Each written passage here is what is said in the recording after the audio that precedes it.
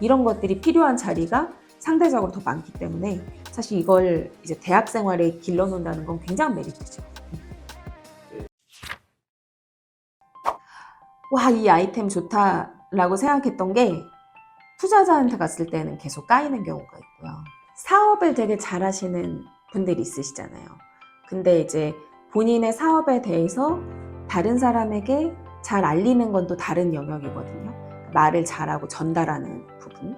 근데 이런 부분이 잘 되어야 우리 사업의 하나하나 좋은 부분들이 그 투자자에게 다 어필이 되는 거고 보여줄 수 있는 거고 그랬을 때 투자가 더 원활하게 들어올 수 있는 거라서 일단 기본적으로 우리 이 딜리버리 스킬은 누구나 꼭 갖춰야 하는 역량이라고 일단 생각을 해요. 근데 이게 아까 그 피칭으로 좀 돌아가서 생각을 해보면 일단 피칭은 우리가 가지고 있는 공을 상대방한테 던지는 거잖아요. 그러면 가지고 있는 공이 일단 무거워야 돼요. 그러니까 아이템이 단단하지 않으면 아무것도 안 돼요. 뭐 아무리 이거를 잘 던지건 뭐 스피치를 잘하건 뭐 이런 건 이제 다 소용이 없고 당연히 공을 던져도 깃털같이 가거나 막 아래 떨어지겠죠.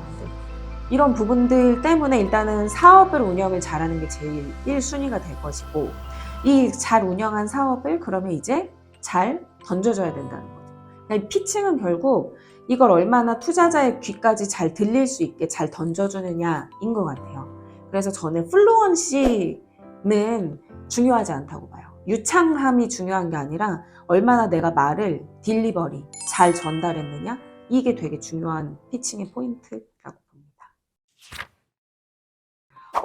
전 연습으로 무조건 해결 가능하다고 보고 그러니까 이제 플루언시를 키우는 게 아니라 내가 진정성 있게 담아내서 할 말을 꼭 챙겨서 하는 게 중요한 거니까 이걸 연습을 통해서 내가 할 말을 놓치지 않게끔만 해주면 되는 거거든요. 그러니까 이거를 계속해서 좀 꾸준히 연습을 하시면 뭐 말이 조금 어눌하더라도 이제 고객의 언어 그리고 나 본인의 언어 이런 것들이 잘 녹여져서 하나하나 전달이 되면 그 피칭은 저는 성공한 피칭이라고 봅니다. 연습하시면 무조건 바뀌고요. 다만 너무 바빠서 이제 연습을 다들 못 하시죠. 연습하셔야 돼요, 대표님들. 네. 피칭도 다 본인의 어떤 색깔이 진짜 다 그대로 드러나세요. 약간 자유롭게 하시는 분들이 있고 그 다음에 누가 뭔가 멘토링을 해서 디렉션을 주는 거를 되게 싫어하시는 분들이 있고 내 스타일을 되게 고집하시는 분들이 있고 대신 그럴 때라도 꼭 청중이 나의 그 스타일을 좋아해 줄지는 좀 고민을 하시면 좋을 것 같아요. 그러니까 그 청중이 봤을 때 내가 너무 어로간테 좀 거만해 보이진 않는지 뭐 아니면은 조금 너무 내가 자신감이 없게끔 불안한 초조한 느낌으로 하는 건 아닌지 내가 너무 또 다 건너뛰고 진짜 너무 덤벙덤벙 이야기하고 있는 건 아닌지 상대방이 볼 때의 나는 어떤 사람인지 좀 그런 어떤 부분들을 같이 고민하시면 좋은 결과가 있지 않을까.